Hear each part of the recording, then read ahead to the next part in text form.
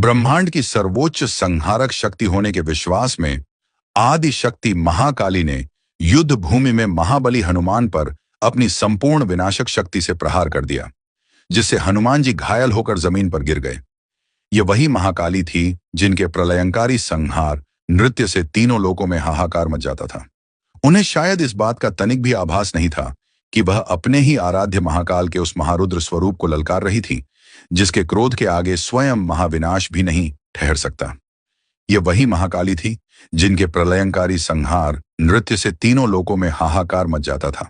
जब भी वे अपना प्रचंड स्वरूप प्रकट करती तो दिशाएं कांप उठती और देवता, असुर तथा स्वयं काल भी उनके तेज के आगे नतमस्तक हो जाते।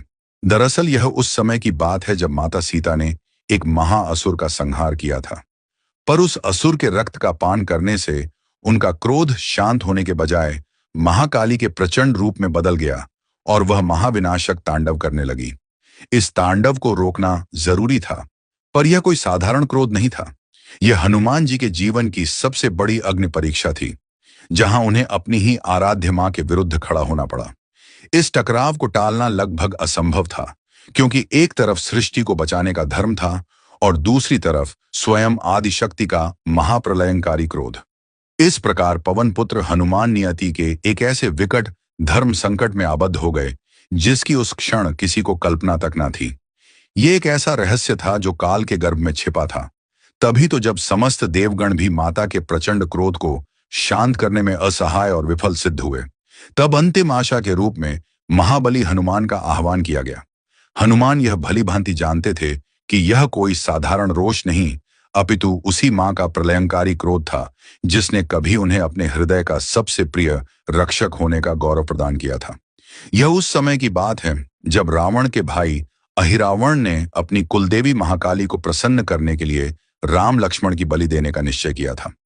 तब हनुमान जी ने न सिर्फ पंचमुखी रूप धरकर अहिरावण का वध किया, बल्कि उसका सिर देवी को बलि के रूप में चढ़ाकर उन्हें प्रसन्न भी किया था, जिससे प्रसन्न होकर महाकाली ने हनुमान को अपना क्षेत्रपाल यानी द्वारपाल नियुक्त किया था। इसी विश्वास ने हनुमान जी को उस विनाश स्थल पर जाने के लिए प्रेरित किया।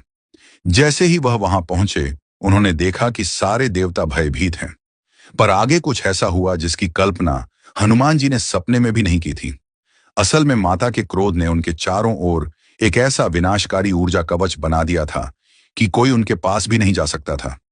हनुमान जी ने पहले उन्हें प्रणाम किया, पर जैसे ही उन्होंने आगे बढ़ने की कोशिश की, जैसे ही हनुमान जी युद्ध भूमि में पहुंचे, उन्होंने देखा कि माता महाकाली